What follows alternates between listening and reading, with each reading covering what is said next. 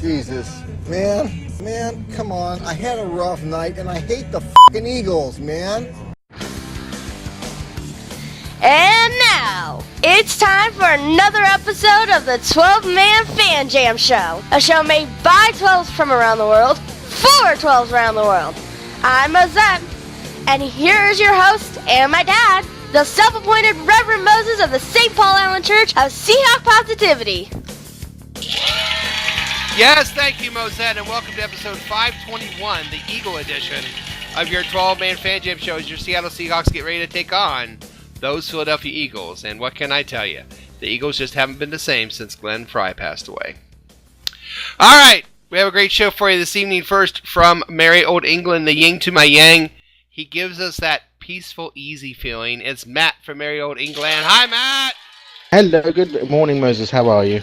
I'm fantastic, sure. How are you? Sure. Yeah, I'm not too bad. I was a bit worried I was going to be a bit late today because I've been fingering through the GOP tax bill. A detail. Yes, just going through, making a few amendments here and there, you know, where they need to have them done, and then faxing them back over so they can vote on it in the next 10 minutes. If you're going to do that, I got a lot more changes for you to do. Apparently that's how your laws work. Amazing. Apparently. And then there's the guy that lives life in the fast lane, and that is Dustin. Hi, Dustin. Hey, what's going on? Not much. How are you tonight, sir? I'm doing well. Doing well. A little sore, but doing well. Wow, a little sore. I've had nights like that. I tell you, a nightmare. When you got to do a show afterwards, it's just a nightmare. Yeah. Oh my God. Well, because I started working out this week for first time in years, and any movement hurts right now. So I'm getting used to it. Well, congratulations. What's your target? Probably about 150. Oh, I know. I was just getting to see your penis again would be a start. I wouldn't worry about numbers at this stage. That's just a bonus. All right. Moving on. From the Hotel California himself, it is Statsman Mark. Hi, Mark. Hello, everybody. And, well, you know, living where I'm at, I'm reminded of how, you know, dead the Bay Area football scene is. But I gave credit to the San Francisco Chronicle and their Sporting Green because today's headline was 49ers to start gorgeous QB. So I thought, you know, they're trying to market this guy and bring a female element back into the stands. So, but I'm afraid his hair is going to get mussed in Chicago. I think that I'm not sure it's going to work there. I'm undecided. I could still tease the Niners up to 9.5. Anyway. Well, we tease the Niners on this show all the time. But not the kind of teasing you're talking about. Hey, we also have someone sitting in the guest seat tonight. Back for more from the Great White North. Back-to-back shows for our Desperado. He's been out riding fences for so long now. It's our own Andy NORTHERNHAWK. Lindenaar, Andy! Hey, Seahawk Nation. How's it going out there? How you doing, Andy? Good, man. I appreciate all you that have been working out and losing weight because it sure makes... Round is a shape. Yes, it is. Sure is. It makes me feel better, too. There you go. You know, unfortunately, our newshound Will could not be here with us. He apparently ran into Michael Crabtree and Akeem Dalib, and he got suspended for 2 podcasts for fighting. So hopefully he'll be back. Anyway, in the meantime, gentlemen, let's get to it. Michael Bolton. Boys, let's get to it.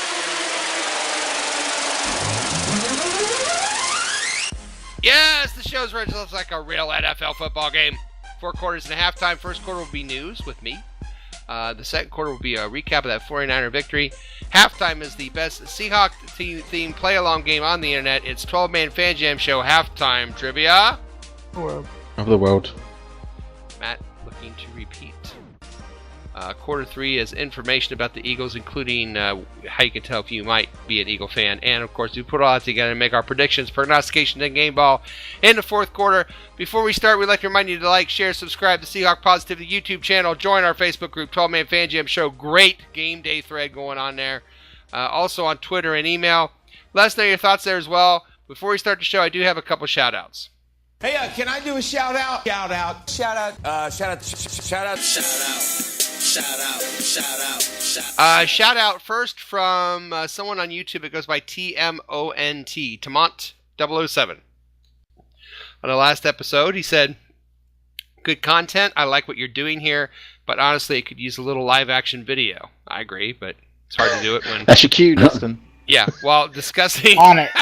while discussing show highlights and lowlights, maybe even some animations, some interviews. I agree. It's hard because we're right now, as we speak, we are talking to each other from England, Indiana, Canada, California, and Washington State. Munchkin Land. Oh, no. So it's kind of hard to do a video, but I agree. More live action video. Who knows what will be coming up in the future. And also, I want to do one real quick, and I know someone else has a shout out. I really want to do a shout out to the German Seahawker fan club. Inducted our dear friend Ian Robert Smith, a longtime friend of the show and a friend of all of ours, a dear, wonderful human being. He was inducted into their Ring of Honor, and hats off to the German Seahawkers for doing that. And it was just a really amazing, nice thing for them to do. So thank you guys. Yeah, amazing, fantastic guys. Yeah, and then I know, Andy, you have a shout out? Yes, please. I'd like to just give a quick shout out to my beautiful girl. Turns 17 years old tomorrow. Dad loves her. Happy birthday. Happy birthday. Dad loves you. I agree. Happy birthday. Happy 17th Happy birthday. birthday. Congratulations for putting up with your dad as much as you have. All right. Well, let's get to the first quarter and news.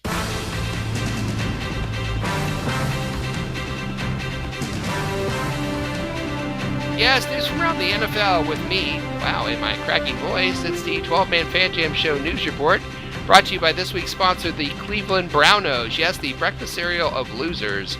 If you like zeros, it's the Cleveland Brownos. All right. Have some quick news items, guys, if you've missed these during the week. Let's start with Thursday night. You may have noticed that while the Cowboys and Washington Redskins were playing, there was something around the neck of Washington tight end Vernon Davis, and it was not Cam Chancellor's hands. Apparently what it is an experimental device developed by research called the Q Collar. It's a device that is supposed to help prevent traumatic brain injuries and concussions. By the way, something else that will help reduce concussions for Vernon Davis is not having to play the Seahawks twice a year anymore.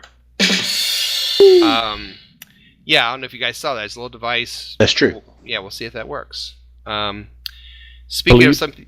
Is it yes, Talib proof? Do what? That's if it's Talib proof. I don't... That I do not know if it's Talib proof. But you said it's a little device to stop concussions. Supposedly. Well, to help... That's a helmet, surely. That's the helmet. No, it's around the neck.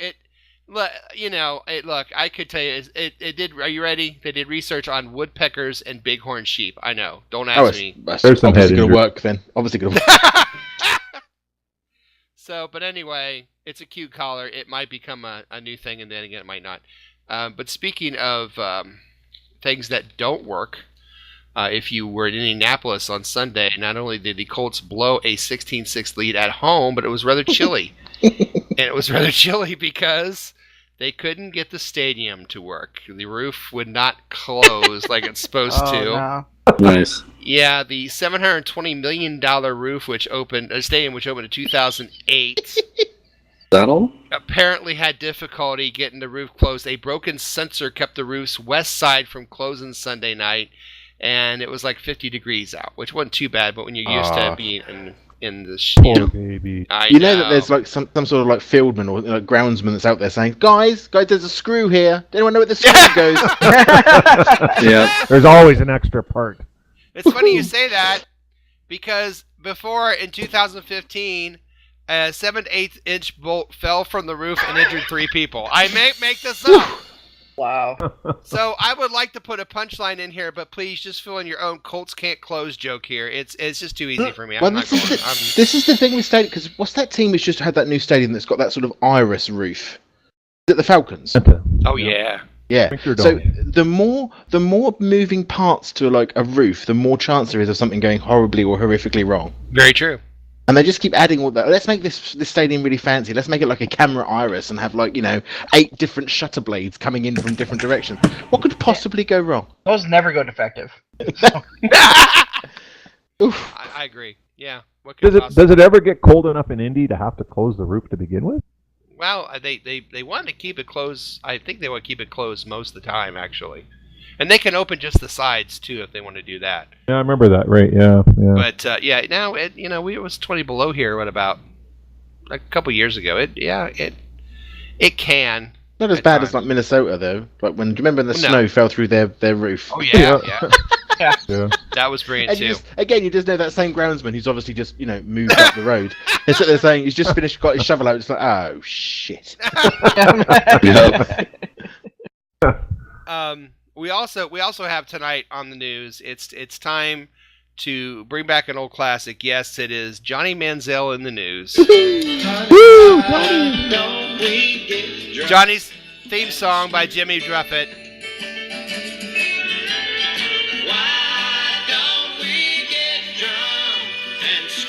All right, Johnny Manziel in the news. Dallas County judge has dropped an assault charge against our Johnny Manziel, in which he was accused of beating and threatening to kill his ex-girlfriend, which happened supposedly January 30th, 2016. Manziel faced a misdemeanor and could have carried a year in jail and $4,000 fine, but apparently reached an agreement with prosecutors to have the charge dropped if he did the following things. Number 1, if he attended an anger management class. Number 2, if he attended a domestic violence victim impact panel. Number 3, went into drug and alcohol rehab. And number 4, signed with the Browns for a new 2-year contract. That's Nice. So he's going to debate that part probably. But congratulations, Johnny, on beating the rap. And finally, hats off to the Washington Redskins for once, because the NFL Thursday Night Football Color Rush uniforms were refused by the team last Thursday night. And they just said, we're not wearing those ugly yellow monstrosities. Nice. And their penalty, here's the funny part, and why didn't anybody else do this? The penalty for not wearing it is $5,000. Of course, for them, we can get whipped round. The penalty for them is $5,000, and they still have to be the Redskins. But that's not like $5,000 per player. No, I don't think so. I Probably read a team it as fine. $5,000 because I even read the actual clause in the contract, and it says a fine of $5,000. Wow. It's just There's nothing to anybody involved not doing in that. this. Yeah. I don't And know. that's what they said. It's only $5,000. Just not do it. Even without the $5,000. So good. $5,000. I'd almost be willing to pay to. I can never wear them. I know. Zorny? No, I was just going to say, even without, excuse me, the mustard yellow or whatever. I mean, the Cowboys just ate them up anyway. I mean, what the heck happened in that game? I mean, my God, Yeah, you know. they did. I mean, that's 38-14. that game is so typical of this entire NFL season. Just nothing makes sense. Yeah, it doesn't, does it? There's no way they're God. going to win that game, and then 38-14. You got to be kidding me. Yeah, That's just crazy. And the Redskins were favored. They were an underdog. They were like a 1.5 underdog, and then they ended up being a 2-point favorite. So, Yep. And then Dak left the game. It looked like he broke his hand, and then came back in and started playing. So that was kind of crazy too. Yeah, I missed that. But anyway, congratulations to the Redskins for finally standing up for something, even though it'd be nice to see you stand up for a new logo. But we won't go there. So anyway, that's the end of the first quarter. Thank you for the news. You're welcome. All right, it's the end of the first quarter. It's the end of the first quarter, bitches. Coming up next on this special Eagle edition of your 12-Man Fan Jam Show, halftime trivia, how to tell if you're an Eagle fan. But next, we take a look back at Sunday's win over the 49ers. We'll be right back. You're listening to the 12-Man Fan Jam Show on the Seahawk Positivity YouTube channel. Oh, here comes the fun stuff. Holy shit, it's the second quarter. Welcome to the second quarter of episode 521 of the 12-Man Fan Jam Show. It's time to take a look back at last week's victory over the 49ers for the Seattle Seahawks. Dustin, what was your thought about that game last Sunday? Well, my first thought about the whole thing was I thought that our live chat during the game went really well this week, better than normal. Why was that? Why was that? Well, you weren't there, so. I had family obligations. Yeah, it worked out, like I said, really well. Great. No, I'm just kidding, man. We missed you. I'm sure we'd made fun of you. We didn't. But this reminds me real quick, and I'm telling this story on the air. I don't care. Of course, I work at a school, and we've got computers now for all the kids, and the kids have not figured out that you don't send emails to your teachers on certain things. For example, somebody sent an email to a teacher basically that said, "I had a great day at school today because you weren't here. I hope you got back tomorrow. Please stay home." Like, that's not Wow. a kid. How many of those do you get a day then? I get about 5 of those a day. No. Okay. Besides And they're from the other game day staff. chat, Dustin. Besides the game day chat, what do you think was a highlight from the game, the 49er game? the score was the highlight. Oh yeah. To me, honestly, it was just a game. It was when you went in there, you expected them to win, and they did. There was nothing too spectacular about it. Jimmy Graham kept his touchdown streak alive. That was pretty cool. Yeah. I was a little worried at first because how windy it was. Yeah. And they went down their first play of the game. Russell's trying to throw the ball downfield. And the kickers can't even kick the ball, man. Anytime that it has some air under it, it's not going to go where you want it to. It's probably a bad idea to be doing that. Maybe well, and the first pass was passes. an interception, which didn't help. Yeah. And you throw it 30, 40 yards downfield when who knows what's going to happen to the ball in the air. It's not a good idea. So Right. I'm glad they got it sorted out and figured out, though. Walsh, he came in and missed that first kick. And No, you leave him to me. I will. Leave some I for will. the rest of us. Leave it up to me. All I'm saying about that, guys, it's getting to the point now where I'm actually more surprised when he makes it than when he misses it. I can feel that. Andy, what are your thoughts about the game? I think Russell made some incredible plays again, Mr. Escapability. There's a few times there I don't know how he didn't get sacked. That kid's just incredible. He just blows me away for so much fun. Obviously, good to get a win. Yeah. Gave up some points in ugly. Well, and Russell Wilson now has more wins in his first 6 seasons than any quarterback in history. That's amazing, right? And he still has 5 that's games to incredible. go. I mean, he still has 5 games to go. To put it in perspective, he has 71 games won. The Browns have won 88 games since they re-entered the league 18 years ago. That's pretty funny, yeah. There's the perspective for you. But yeah, that kid, there's not enough superlatives to talk about how great Russell Wilson is. He has the potential to pass the Browns next season. He does! Yeah, he does, yeah. He does. Statsman Mark, what are your thoughts on the game? Well, as mentioned, Russell Wilson is doing his thing. I mean, it's that opening interception made no sense. The guy was right there. I don't know what that was about. And there was another. It was a late throw. Yeah, it just, I don't know. Anyway, and then there was another late throw that was high enough, luckily, where the guy couldn't pick it. But it kind of summarized the whole year. Kind of slow. These first halves that are slow when we're playing a team like San Francisco, it drives me nuts because we all know the longer you let a team like that stick around, it's going to make it more interesting later. And so finally, all we needed really at one point was just like another score. We got it.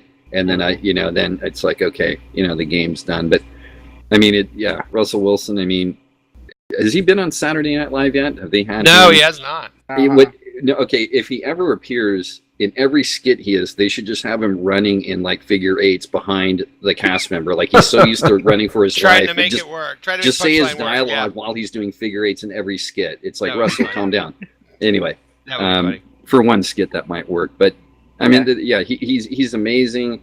I noticed too, guys, among other frustrations, I'm sorry, we have no running game. I think I know Lacey tried, but you know what? It's a joke, and God, if we had a decent running back that was healthy, if Thomas Rawls, if we had a decent running back, we actually would be that much more of a threat, provided we get in the playoffs. We have a running game. I mean, we can run to the line of scrimmage with the best of them. It's just that's the they problem. don't have the game plan for it. I just notice how much we miss the running game. It's killing us. Well, and I don't want to steal someone's thunder later, but I do believe that we are getting a running back for this game, so that may help.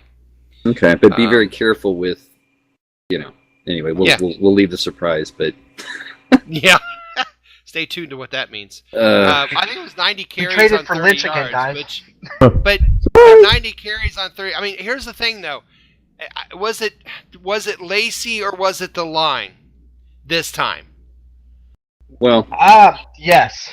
Okay, because I saw holes, and I went, "Oh my God, that's a hole! I haven't seen that in 10 weeks." You've been married a long time, man. Wow, yeah. I forgot I was working with 12-year-olds. There's an opportunity for a running back to go where there are no players. I haven't seen that in 10 Otherwise, weeks. there's a hole. They did get. We did get some rushing first downs, I got to say. I mean, the effort. There was an effort, but man, it's just frustrating to watch. And it's the first time that Russell Wilson's not sacked. No sack. For Russell Wilson, and the first time in how long? A couple years, playoff game. It had been a few years. Like that. But a lot of that was on him. First time since December of 2015, I believe. Wow. $20 tickets for this game too. $20 to go. I'm just gonna tell you, I know there's no running game or whatever, but I am liking the idea of Brown and Jokel and Britt and Pocic. I think that's going to move forward a lot better than the other things they've had. Why leave out the other guy? Yeah. I don't know who you're talking about. I think the line is still going to be wide open. I think the only ones that may stay are Britt and Brown and I guess Pocic. I think everything's just totally wide open. I hope. Anyway. Yeah, probably. But anyway, I think this year with what we have, I think those four are going to get better every week. I liked what I saw in the line. I'm not going to lie. They're going to get better throughout. Yeah, they're going to get better. And I think they've gotten better. Matt, what's your thoughts on the game? Well, this really was the classic game of two halves. The first half was a complete waste of time, and if anybody who hasn't actually chanced to see the game yet, just miss the whole first half out. Just put it to one side and just go and do something much more useful with your time. The second half was better, and it was what we were expecting to see. I think Walsh's miss, I think it was 52-yarder, I think it's what it was, and it was wide left, which is where, pretty much we could have expected it to be. Let's be honest, folks. At a 52-yarder, it's a 50% chance really anyway. With the winds the way they were, it was already reduced probably to a 10% chance of making it anyway. Okay. With Blair Walsh behind it, though, you're talking minus 50% chance of making it even with him in the right direction and from 28 yards. So it's I just knew, and as I said in the live feed, I was shocked to my very core when that ball sailed off to the left. Shocked I was. I'm sure we all were. And it was it's to be expected now, but I think. I've been saying it a lot, but I'm going to keep saying it. The kid is broken. Yeah. We broke him, okay? Yeah. And we're playing with a kicker that we ourselves broke. So we cannot be surprised if he's, not very good. Just the way it goes. Yeah. And we'll have to fix that at some point in the draft or whatever. Draft a kicker first or something. I don't know. Do something useful. I think Hauschka's had a good year in Buffalo too. And that's he's missed a couple too. No, that's a horrible place to kick, though. I mean, that's a tough place to go. At one point, he missed two, and Walsh had only missed one. And I know Hauschka missed one the other night. He missed one or two Hauschka's the other missed day, three, I think, so far. And Walsh missed 3 in one game. So far. But he's missed 4 or 5 altogether. I got to disagree. No, wait a minute. Listen, you're talking 3 and 5, though. Yeah. I still have the Chargers back. What's it, the Chargers backup kicker that missed the net? I'd have him. Pick him. Do it. That was awesome. Let's pick him. Here's what I don't understand. I think it's a coaching issue at this point. It's like everything you're kicking is wide left, dude. Why don't you aim at the right post? Aim at the right post. Yeah. Sounds like an obvious fix. That's some good advice. The orc is broken. He's broken. We'll just have to play with him now. He's done. I disagree that we broke him, though. I mean, the last time we saw him play against us, he missed to let us go to the next round of the playoffs, and then we signed him in the offseason. It was part of his plan. That makes no damn sense at all. We helped him. We didn't break him. We saved him. Well, pretty much. Well, I don't know which bit of it we got left after that deal, but it was a pretty crap deal. And I was going to put out. I'm not happy with the deal. Yeah, so the second half I thought was good. Yeah, lots of great running around. I do think that Russell was taking some unnecessary risks actually towards the end of that game, doing some of the trying to make downs and stuff. And I was like, I'd rather you didn't get injured, mate. To be honest, I mean, was it 96% of all our touchdowns come off Wilson? It's like 80 something, but yeah. Yeah, I can't have him broken. That's not acceptable. So I need him to look after himself a little bit better in the closing minutes of these sorts of games. But yeah, just miss the first half out, ignore Walsh entirely, and enjoy the second half of that game. That's about all I can say about it, really. Good point. All right. Well, let's wrap that up here and go right to our caption that picture.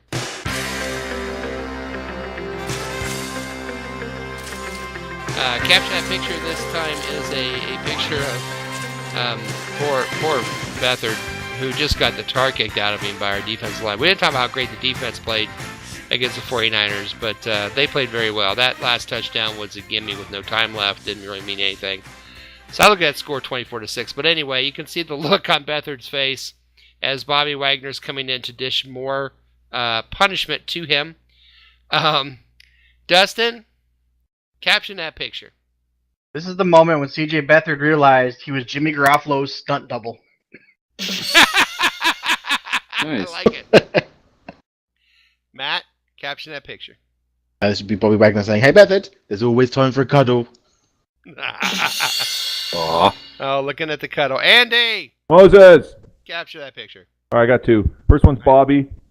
Daddy! And number two is Beathard. Oh, Jesus, this is going to hurt. He's got that look about him and he's like, oh no. Yeah, really. Statsman Mark. Caption that picture. Wagner to Beathard. I'm going to hit you harder next time for wearing Old Spice. That is so passé. What the hell? Nice. Well, I've got two in their audios, and they're both Beathard. Here's the first thing that I thought Beathard might be saying. Oh, I've wasted my life. I'll do it again. Oh, I've wasted my life. Hold on. We'll try it one more time. I've wasted my life. I've wasted my life. And then the other one is this one. Also Beathard. Oh, no. Not again. Oh, no. Not again. All right. And then, before we close this section, can I just say as well, what a shit way of ending that game with that stupid giveaway TD. Can I just put that out there? Yeah, it was. That was pretty anticlimactic. There's a Gruffalo sighting, out he comes, and bloody hell he scored. On the NFL, so annoyed. Oh my God, he scored a touchdown. Come on, there's no time on the clock. Who cares? What's funny is only Seahawk fans saw that at that point. All the Niners had left. Had gone. Exactly. And I lost points because of it, because they shoved me off the point score from a prognostication. Anyway, we'll cover that in a minute. Well, we'll talk about that coming up right now, as a matter of fact. So let's go to our 2-minute warning. Holy shit, it's a 2-minute warning. 2-minute warning. It's time to check in our Posse Prediction Challenge. Our scores last week. 3 points to Statsman Mark and for myself and for Will, because we all had the 49ers at 13 points. 1 point extra for Will. The score was 23-14, and he had 23-13. That is amazing. Yeah, that's pretty nice. Next to the prognostications, well, there weren't any. For the game ball, I gave a point to Will for Wagner, who just continues to just be spectacular. I did give a point to Little Mo. Mark Ty Turner's Statsman Mark for Jimmy Graham. The over-under was under. Everybody on Team Posse said under. Everybody on Team 12 said over. So point to Moses, Mark, Will, Dustin, and Matt. Woohoo! Which means, gentlemen, individual scores for the week. Will at 6. Statsman Mark at 5. Moses at 4. Little Mo, Mark, Ty Turner, Dustin, and Matt at 1. Overall, Mike still leads at 30. Jose at 27. Mike and Will are tied at 30. Jose at 27. Moses at 23, Dustin at 20, Statsman Mark at 18, Matt at 15, Tom at 14, Mark Ty Turner at 10, Little Mo 9. As we go into next week, the scores are Team 12 90, Team Posse 106. Woohoo! We blew up a 16-point lead. Yeah. Going into the final 6 games. Or, 5 games, I guess. So, Going into huge some lead games. for Team Posse. We'll see if they can close the deal or not. Otherwise, we'll just be known as, I guess we've been known as Lucas Oil Stadium. We can't close when we have to. But congratulations, guys. 16-point lead. That looks pretty good. Better than last year. We got blown out by like 200 points or something. So Yeah, something like that, yeah. we got a little more serious this year. We kept losing those Anchorman jousts with that crew just over and over again. I know. Brick killed a guy. Yeah. So great. Brick, you're going to go to jail. You killed a guy. You're probably wanted for murder. I love that. I just love that. That got out of hand quick. Oh, that was great. Anyway. That escalated quickly. All right. Yep. Let's escalate to halftime. Holy shit, it's halftime! All right, coming up on much more show. Will the Seahawks make a statement Sunday night? Will the Eagles show they are for real? Will there be a heartache tonight? All these answers and more are just around the corner. But first, another fine edition of 12-Man Fan Jam Show Halftime Trivia coming up next. Hi, I'm Rosette, and you're listening to the 12-Man Fan Jam Show. Yes, it's halftime, and welcome to another fun-filled edition of the best play-along Seahawk-themed trivia game show on the internet. It's time for 12-Man Fan Jam Show Halftime Trivia. And here's your host, the self-appointed Reverend Moses of the St. Paul Island Church of Seahawk Positivity. Yes, thank you, and welcome to another fine edition of 12-Man Fan Jam Show Halftime Trivia of the world. The trivia game that tests the knowledge of both our posse and our listeners. Our contestants are the posse themselves, Dustin, Statsman Mark, Andy, and Matt. And here are the rules. So here's how the trivia game works. There'll be 2 rounds of questions. Each contestant answers 1 question each round. If they get it correct, they get 1 point. After 2 rounds of questions, there'll be a final trivia question worth 2 points. If there's a tie after that, then the tie players go on to a special secret overtime question where the winner becomes reigning 12-man Fan Jam Show Trivia Champion and also gets a prize chosen especially for them. As an added bonus to those listening on the Seahawk Positivity YouTube channel, the questions and possible answers will be displayed on your screen so you, the viewer and listener, can play along as well. If you do, please let us know how you did on the questions. Remember, there's no Googling, no phone a friend, and please, no wagering. However, there is a lifeline. Now let's get ready to play 12-Man Fan Jam Show Halftime Trivia. All right, gentlemen, you know the rules. This week, Little Mo and Mosette did take the quiz, so you can ask the children once out of your 2 rounds of questioning. The topic is the Eagles and the Seahawks. Our champion last week was Matt. So, Matt, 1, 2, 3, or 4? I'll take 2, please. Matt will take 2. And then we'll go with Andy, 1, 3, 4. Lucky 4, please. Lucky 4 for Andy. And then we'll go with Dustin, 1, 3. 3. That means that Statsman Mark is leading us off. All right. Statsman Mark, you ready? I am. All right, here we go. Your question is a football question. So you're telling me there's a chance. Okay, good. Last time the Seahawks lost to the Eagles in Seattle, how many times was Seahawk quarterback Seneca Wallace sacked? 2, 3, or 4? Seneca Wallace. He was a hell of a receiver, wasn't he? Oh how my many God. times Wasn't was he injured. sacked? 2, 3, or 4? You know, it's funny, Seneca Wallace, man. Okay. He's like a lost member of the Jackson 5, you know. He is, isn't he? It's like all Tito. I want to do is play. When you're Seneca, Okay, you go, Seneca! White glove. We love you, Seneca. I know and he's let's listening. see, 2, 3, or 4. How many times was he sacked? Sacked. I am going to say 3. 3. Hey, Andy. Hello. You remember when you came down for the Colts game and Seneca was our quarterback? Oh, yeah, I seen him run out of bounds behind the line. And once a game, he would run out of bounds. Oh, lose drive 4 me yards, nuts. and you're like, just throw the damn ball. Fumble it or some damn thing. Yeah, Dude, 2nd and 10 instead of 2nd and 14. What the hell, dude? If you're right out of bounds, toss that baby. I have no idea. Random thought I have during the game when I watch it. like when they throw it to Baldwin, there's 5 49ers in front of him, and he's behind the line of scrimmage. There's been no forward pass. Why can't he just throw it up out of bounds? Yeah, oh, absolutely. I said that too, yeah. Just, I think he looked like he was going to that one time. Anyway, I'm sorry, back to the game. Mark said 3. Mosette said 3. Little Mo said 4.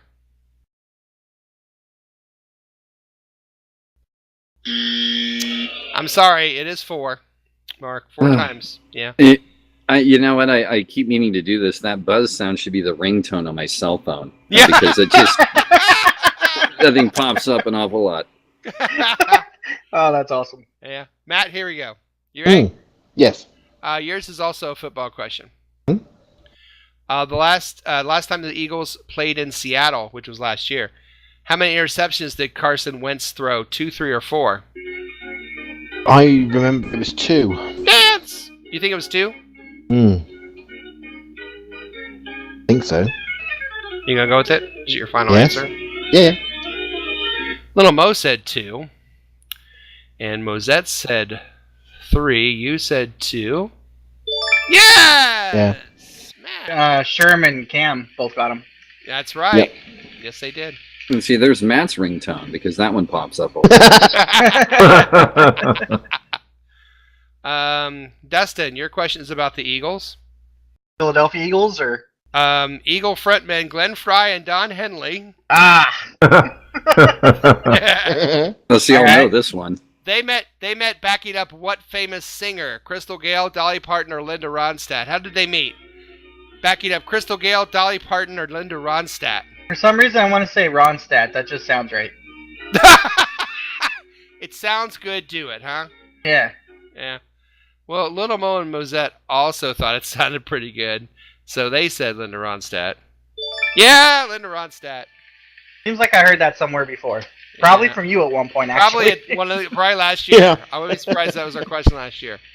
Well, hey, Dennis, real quick, what was great about Linda Ronstadt when Jerry Brown was the governor of California way back, that was his girlfriend, and he was called Governor Moonbeam. Okay. Oh yeah.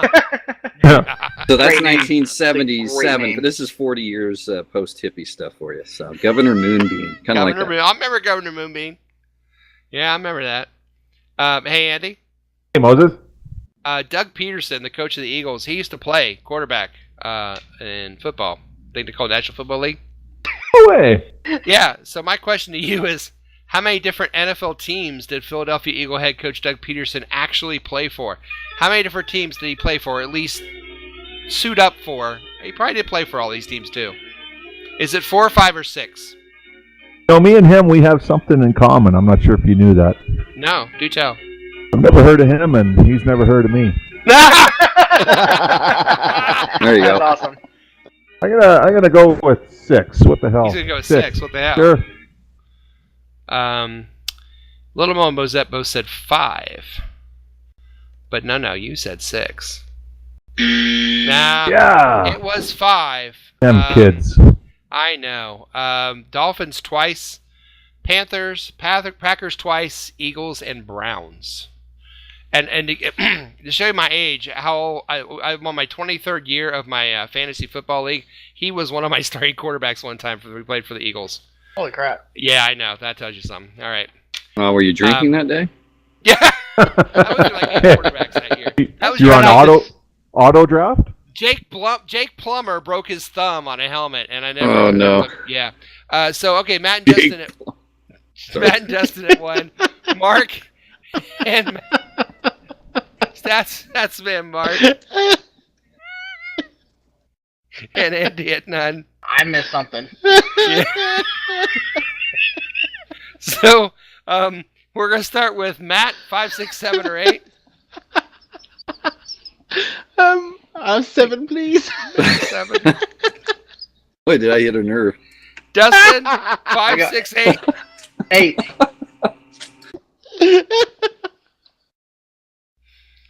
Mark, 5 or 6. Oh boy, 6, 6, 6. 6, please. Oh man, and why in the world does Matt mute his mic when he's laughing? I don't understand. I'm back. Okay, welcome back. Back again. Guess who's back? All right, Andy. Well, I'll take 5.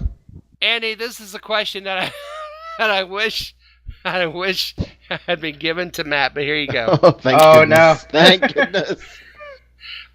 Carson Wentz. Carson Wentz went to North Dakota State University. In what city is North Dakota State University located? Oh, is Jesus. it Bismarck, Dickinson, or Fargo? Oh, it's got to be in Bismarck. It's got to be in Bismarck. Got to be. And if it's not, it should be. Well, both kids said Dickinson. Uh-huh. I think I know why little Mo said Dickinson, but we won't go into that.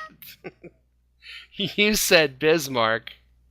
Nah, Fargo, eh?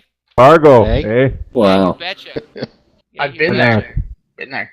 Yeah, Purpose? you betcha Fargo, where they have fat pregnant sheriffs finding people in movies. Uh-huh. But I digress. And Mark. Yes, sir. Mark, the first time the Seahawks played the Eagles in Seattle, how many touchdown passes did Ron Jaworski throw? Ron Jaworski. Oh my God. 2, 3, or 4. 2, 3, or 4. Is this like 1976? This is old, yeah. 2, 3, or 4. Okay. You know what? I will say 2. I don't think the Eagles were that great. He's gonna say 2. He doesn't think the Eagles were that great. Little Mo and Mosette agree with you. They said the Eagles weren't that great, and they went with 2. You went with 2. Yes! Oh my God. Look at that! Mark's got one. You know, Dennis, this is monumental. I just wish my eyes were open when I said the answer. I didn't see it. Wow. Matt, Hello. how you doing right now? You feel better? I'm just wondering, how hard must you be going at it to break your finger on a helmet? His thumb. He broke his thumb. Oh, his Throwing the thumb's even ball. worse. Straightforward, yeah. That was It's a only great something that a guy named Jake would do. It's like, God Yeah. damn it, Jake. Well, You know, you And it was idiot. okay with Jake Plummer, and then Garcia of San Francisco. Then he got hurt, and then I had the Eagles starter, and I don't know who that was. He got hurt, and Peterson was the backup. I said, "Screw it, Don I'm going Henley, to draft wasn't it? Peterson." So Don Henley. it was crazy. Okay, Matt. Yes. First time the Seahawks played the Eagles in Philadelphia, how many turnovers did the Seahawks have? 2, 3, or 4? Ooh. Uh, Well, that's the kids. That's kids. Yeah. Mo well, said 2. I've got Mo 3. said 3. Nobody said 4. No one said 4. I'll go with 3. Going with Mosette. Yeah. Because you trust Mosette. No, not at all. But You should, because you got it right. Wow. Matt said 2. All right, Dustin. Yeah. Oh, Dustin, it's an Eagles question. I don't know what college Don Henley went to, man. It's not about Don Henley. Come on, be serious. There's more people in the group? Yeah, this is Okay. about Joe Walsh. You know, Joe Where's Walsh. Dad? Joe Walsh had some solo albums.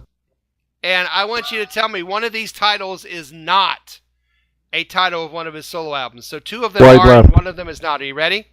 wide Yeah, left. it's the second go with one. wide left. The second Okay, one. here you go. Oh. The first one's called The Smoker You Drink, The Player You Get. The second one is called Got Any Beer? And the last one's called You Bought It, You Name It. Which one of those is not a real title of a Joe Walsh album? Wow. I'll say them again. The Smoker You Drink, The Player You Get. Got Any Beer? And You Bought It, You Name It. The first one. I don't think the first one is like a real album. You don't think The Smoker You Drink, The Player You Get is a real title? No, I don't. Wrong. Nah, Doesn't it sound doesn't sound right. Doesn't roll off the tongue well. I don't know. Well, Walsh was having issues back then, like our kicker. And yeah. No, I'm sorry. The one that's not a title is Got Any Beer. Dang He it, actually I'm- had one called Got... The title is actually Got Any Gum is actually a title. But The Smoker You Drink, The Player You Get is an album by Joe Walsh. And so Wow. is You Bought It, You Name It. I shouldn't have had you even say any of them because I said the second one before you even said anything. Well, too late. Yeah. Yeah. Dang it. All right. Well, you know what time it is, guys. It's time for the final question. Question. All right, the final question is a number, as you know. The one closest without going over gets the 2 points, there is a possibility for overtime, so we'll have to see how it all shakes out here. The order will be Andy, and then Mark, and then Dustin, and then Matt. Okay? Shouldn't the loser get to go last? No. Loser goes first. Here's the question. It has to do with last year's game. And the question is this.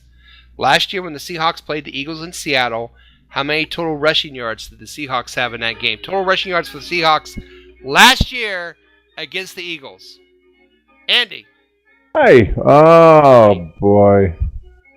I'll say total rushing yards was 145. 145. All right. Mark. Okay, total rushing yards. Wow. Let's see. Carry the one. 125. I have no idea. Dustin? Yeah. How many total rushing yards for the Seahawks last year against the Eagles? What were the 2 answers? 145, 125. 153. 153. Matt. 125, 145, 153. Total rushing yards for the Seahawks against the Eagles last year. Well, I always said I'd have to Price is Right Andy at some point, but I'm not going to do it now. I will now because you're laughing. I don't like it. 146. I was going to do Dustin just to really piss him off, but no, Andy's laughing. Not having it. Not having it. That'll learn me. That'll teach you. No having fun, damn it. All right. Laugh at me, Canada. I hope it's 145. 125, 145, 146, 153. The actual... If it's 160, I'm going to be pissed, right? The Seahawks played the Eagles in Seattle. The total rushing yards was 152. Oh. Dustin, that's my one. I willed it. Dustin, was that spot on your monitor kind of blurry? Did you forget to scrape off to see the 152? No, I was channeling my inner will, apparently. Wow. Oh my God. That was Rayman Light. That was Rayman Light. You almost pulled that off. Close. I was about to go 154. Andy, thanks for laughing. I would have laughed if you went 154. I would have laughed a lot. Oh my God, that was and I know the answer, so I'm sitting there staring at it, going, I can't believe you just said 153, and it's 152. Yeah, me too. Gosh. Oh, Matt, order another trophy, sir. Fix. There it is. All right. Hey. This has been another crowd-pleasing, heart-stopping, award-winning edition of your 12-Man Fan Jam Show Halftime Trivia The world. of the world. We'll be back with the second half of the show after this reading by the Reverend Moses. Let's get some church in here. Sex Pistols, take us out.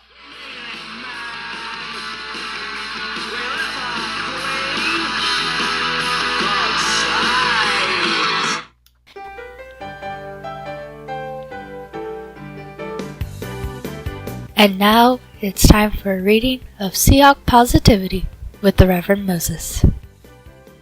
Yes, this is your self-appointed Reverend Moses of the St. Paul Allen Church of Seahawk Positivity, a reading from the book of the 2017 NFL season, chapter 12, verses 3 to 12. Upon returning home, there was much rejoicing, but so much left to be done. So as we return home, we are then met by a green force from the east. They're birds from the land of the cracked bells. They arrive from brotherly love, but have no love in their heart for us. But we are strong and powerful, and as one large and loud voice, we shall lift up those voices, and those from the east shall then fall defeated and broken, for you cannot fly with broken wings. Yes, this is the voice of Seahawk Positivity. Praise Largent, praise Eastley, praise Cortez Kennedy, and go Hawks.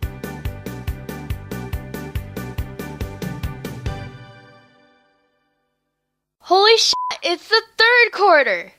Welcome to the third quarter of your 12-Man Fan Jam Show. Hey, you! Yes, you, living a life in the fast lane. Like, share, and subscribe to the Seahawk Positive YouTube channel. Join our Facebook groups, 12-Man Fan Jam Show. Do it now, before the long run. Okay, now as a public service to our listeners, before we offer some useful advice on how you can find out if you or someone you love or you know or someone you may like or not like is becoming an Eagles fan, the 12-Man Fan Jam Show proudly presents How to Tell If You're a Philadelphia Eagles Fan. Yes, these are never a fail for a few titters out there, so here we go. How to tell if you're a Philadelphia Eagles fan. For example, if you never tire of hearing Hotel California, you might be an Eagles fan. Oh, that's the wrong Eagles, isn't it? I'm sorry. Yeah, I like that song, so now you've We'll take it. How about this? If you stay up at Christmas Eve so you can boo Santa Claus off your roof, you might be an Eagles fan. That's a little better. They don't like Santa Claus. I have a total image of that all of a sudden. I like that. Yeah, thank you. I'm about making images. That's what I do. If you throw batteries in a snowball fight, you might be an Eagles fan. Probably. Yeah, they do. They're not the best people. If your mall Santas reek of vodka and shame, you might be an Eagles Bad fan. Santa. Yeah, there you go. He was an Eagles fan. And finally, how to tell if you're a Philadelphia Eagle fan. If West Philadelphia, born and raised, on the playground is where you spent most of your days, chilling out, maxing, relaxing, all cool and all, shooting some b-ball outside of the school, you might be a Philadelphia Eagle fan. Very good. That was so worth it. All right. All right. Took the words out of my mouth, yeah. All right. You know what else is worth it? Yeah. We talked to Dr. Dustin about the health of these teams. It is now time for the 12-Man Fan Jam Show injury report with Dr. Dustin. Dr. Dustin, tell us the news. Doctor, give me the news. All right, so yeah, the injuries this week, I'll start with the Eagles because that is short and easy to talk about. They have Joe Walker, starting middle linebacker. He's probably not going to play, it sounds like. And that's it. Everybody else on that team is healthy. Oh, great. Totally worth the wait. They have a Walker that's hurt, huh? Yeah, they hurt their Walker. Yeah, well. Then Seahawks, obviously Cam not playing. I don't know if you guys heard, but he's out. Yeah. Everyone's sitting comfortably for this next hour. Ready? Yeah. Yeah. Get cozy. Adebayo is out. What about Averill? No, I'm kidding. Go ahead. Yeah, Averill's not playing as well. Okay. Bushi's out, which is fine with me. I don't care if he doesn't play anymore. That's a person? We don't care. Yeah. And then a guy never heard of, actually, who's been on the team, Josh Forrest, apparently is out with a foot injury. Yeah. He's a linebacker. I don't know him. So, we got the doubtful players, and this is a little bit concerning because it's two of the defensive linemen. You got Nazir Jones, who's been playing really well. He hurt his ankle, apparently. He's doubtful. And then Deion Jordan is still doubtful with his neck injury that he had, which is unfortunate. He came in, he had the one game where he kind of flashed, and then we haven't really seen him since. So that's bad. Looking forward to getting both of those guys back. Hopefully, maybe at least one of them will play, but it's not looking good. Questionable. Okay, so first of all these guys that are questionable, they're playing. They're just listed as questionable. Dwayne Brown with his ankle, Jimmy Graham with his ankle, DJ Alexander with his shoulder, and Earl Thomas with his heel. So all those guys are playing. They're just listed as questionable. Now I think was that? That heel thing kind of showed up all of a sudden, didn't it? It did, yeah. It happens. Missed practice on Thursday because of it, but practiced full participation on Friday, and Pete said it's nothing. So positive news on the injury front here. We do have Mike Davis, Luke Wilson, and Shaquille Griffin all coming back to play. Good. So yeah, that helps out tremendously, actually. Yeah. That's it for the Seahawks injury. Very good, very good. Yeah, a lot of good stuff there, Andy. A lot of good stuff there. Yep. Yeah. The presentation may not be good, but the information is important. And Andy, you and I would be a great committee sometime. We should run for Congress. Yep, I agree. Well said. You know what else is well said? It's always well said when we have our friend from Europe tell us what the weather's going to be like. So it is now time to take our 12-Man Fan Jam Show weather and fashion report with Matt from merry old England. Oh, Matt! It's raining men.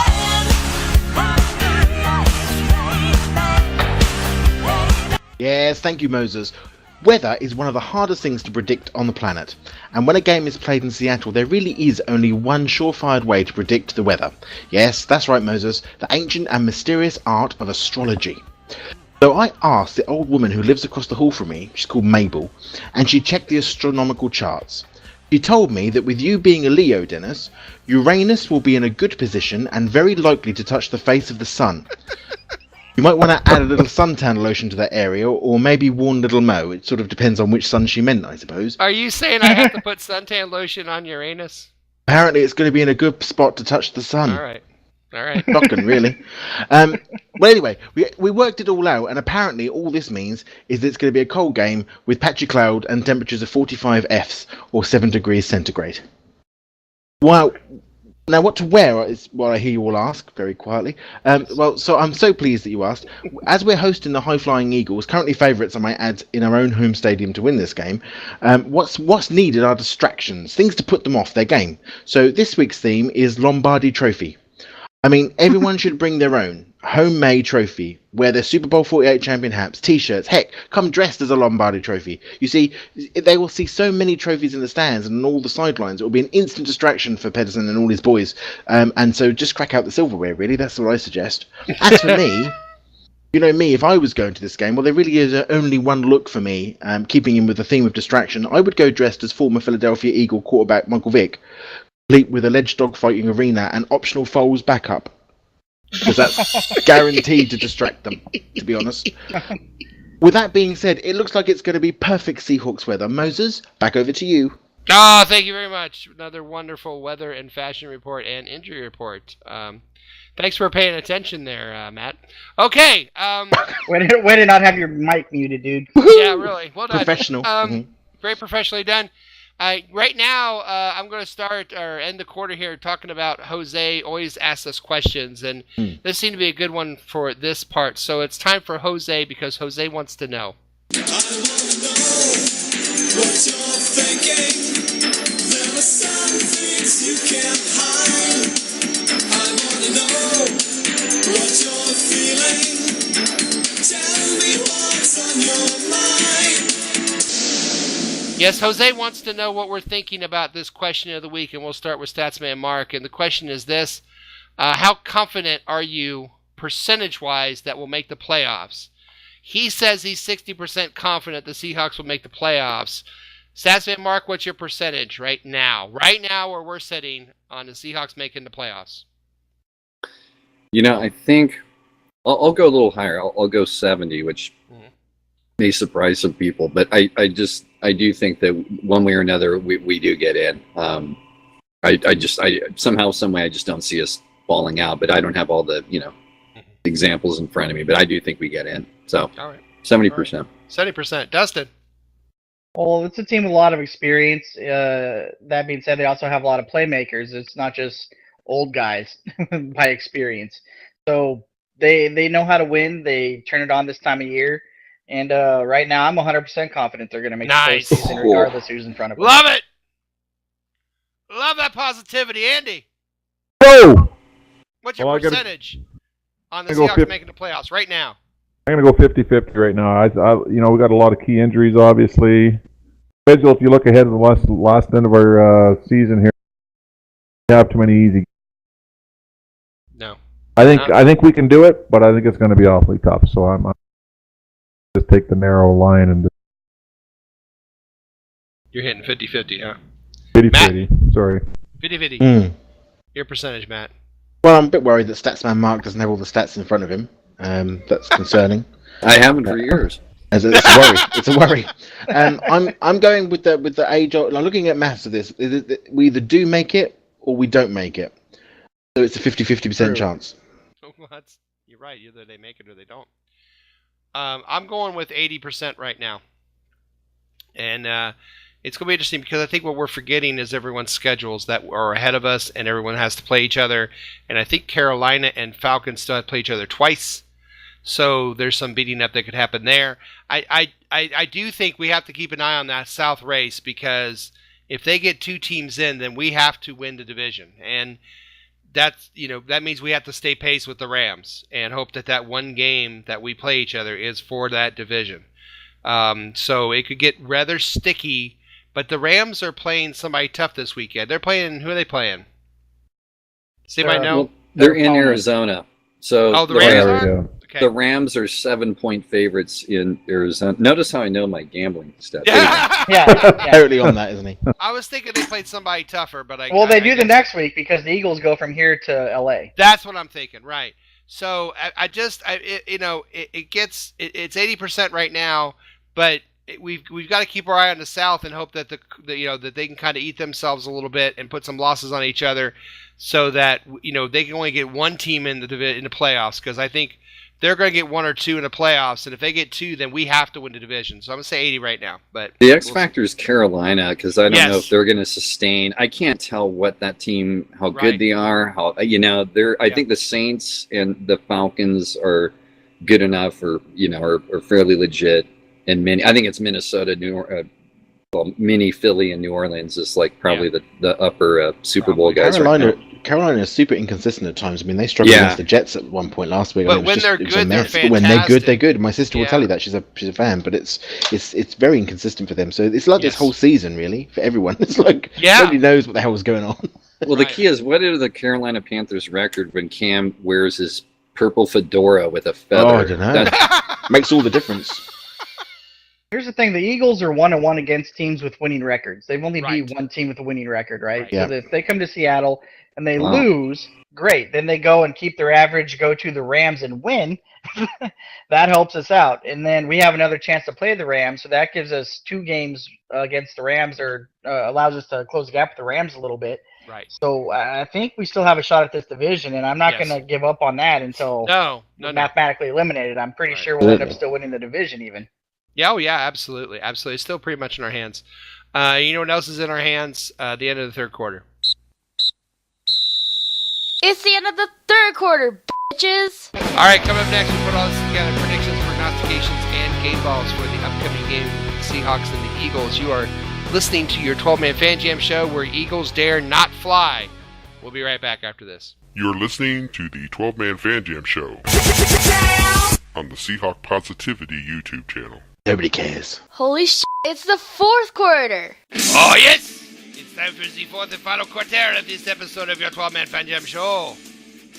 In this quarter, we make our predictions, our prognostications, and, of course, our game balls for the upcoming game between your Seattle Seahawks and the 10-1 Philadelphia Eagles coming into town Sunday Night Football. First, a look at the numbers. Seattle is listed as a 6 or 7 point underdog, depending on where you see it.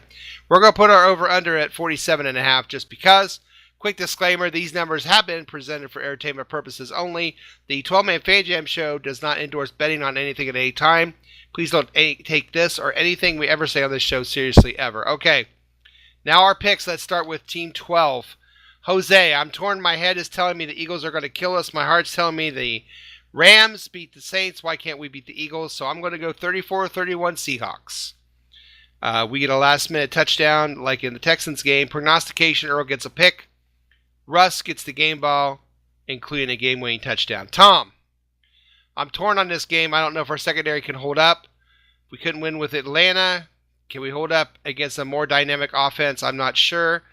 I don't think they cover the spread, but I don't think we can pull this out. I hate saying this, and I hope I'm wrong, but Tom is going 35-31 Philly. Prognostication, Russell Wilson will account for more than 75% of the offensive yardage and game ball to Wilson. All right. Little Mo, even. Little sweet, honest son of mine. 24-28. Seahawks losing. Wagner over 10 tackles and Wagner with the game ball. Probably why Uranus is going to get close to the sun. Yeah, I have no son. Okay. Mark Ty Turner. I'm kidding. Mark Ty Turner, Doug Peterson returning home again as head coach for the Eagles. Peterson, as you may or may not know, is a Western Washington boy. I did not know that. He grew up in Ferndale. Did. He went to college in Louisiana, so he's not as well known locally. No doubt NBC will play up the local angle. It's hard to figure this game out other than we could expect another slow start by the Hawks. Most neutral observers are picking Philly, but I think this is where their streak stops. Seattle defensive line puts pressure on Wentz. Seahawks win 24-20. Frank Clark with 3 sacks, and game ball to Bobby Wagner, who is playing at a player of the year level. Absolutely. Mike Pascal. Okay, this is taking some tactic I did for the Lamb game. Predicted a loss, and we won. So, Seattle 20, Philadelphia 28. Wentz sacked twice, game ball to Russell. Team Posse, Will. Prediction 31-30 over the Eagles.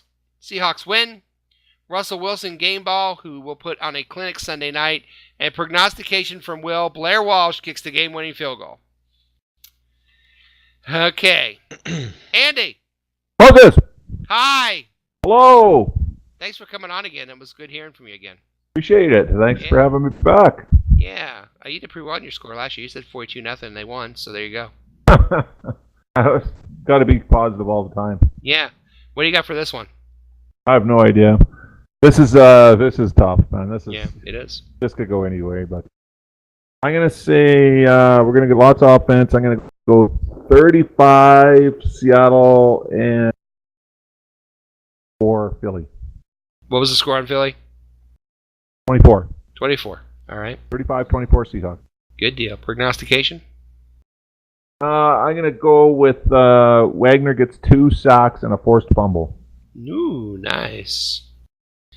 And game ball? Ball, Bobby Wagner. All right, fair enough. Thank you, sir. Thank you, sir. Yeah. Hey. Hey. I try. Statsman Mark, how are you? I'm doing well. Good. Welcome back. Yes. Yeah. What you got for us? Well, it's kind of weird. I kind of look at this whole season just league-wide, and everyone's expecting a Philly win, I guess. And I can't even remember the last time the Seahawks were 6 or 7 point underdogs. Oh my God. Yeah, at home, man. So anyway, I do. My joke is, or comment elsewhere in the forum was, in a league that makes no sense, this is going to be 24-23 Seahawks, because I think most people expect Philly to continue, but they're due. They're due for a loss. Yeah, I think they've won however many in a row.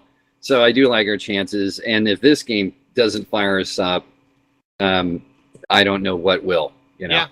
And we'll see if that's reflected in the game plan. So anyway, 24-23 Seattle. I'm going to say that Michael Bennett will have 2 sacks in this game, Nice. and I'm going to give a game ball to Bennett. Why not? Why not? Well done. All right. Good job. Dustin, hi. Hey, How you doing? I'm annoyed.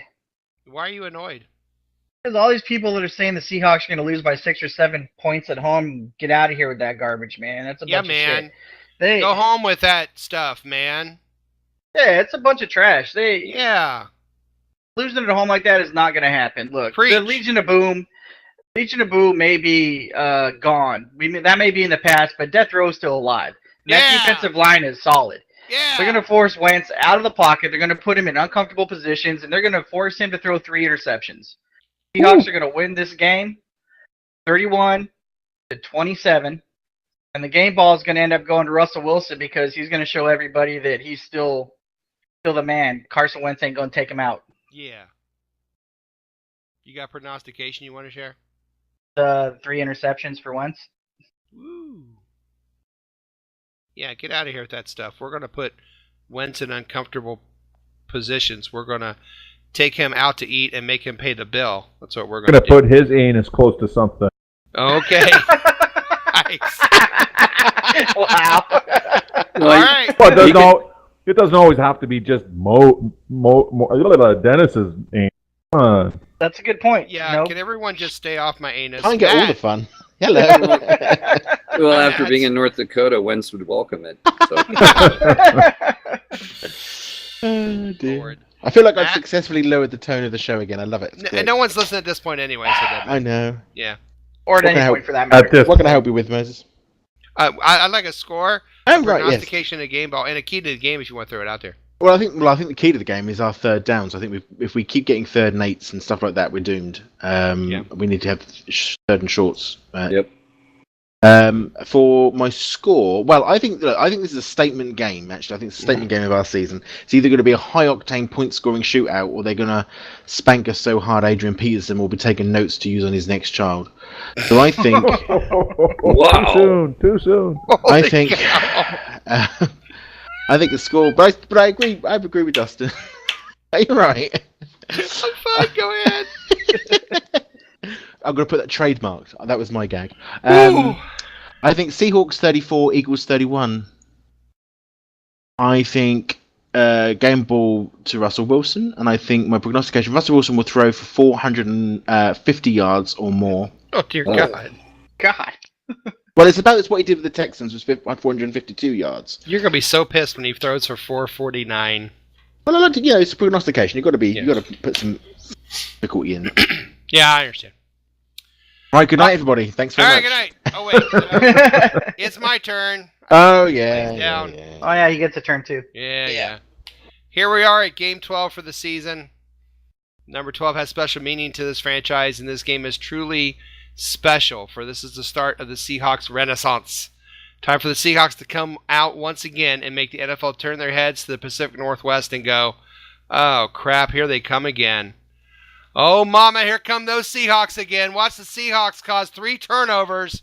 Watch my game ball Jimmy Graham run roughshod all over the Eagles D, and watch the NFL collectively crap their pants again, because the Seahawks are back in town as they win by a score of Seattle Seahawks 34, Philadelphia Eagles 20. Suck on that, Don Henley. All right. Hey. Looks like it's time to bring another wonderful and amazing 12-man Fan Jam show to a sad close. We are so glad you decided to waste some time with us. We hope you laughed a little, maybe learned a little something. What did we learn along the way? Well, in this episode, we learned I haven't seen a hole in 10 weeks. No. We learned that Matt is busy making changes to our tax bill in the United States. We learned that I need suntan lotion for Uranus.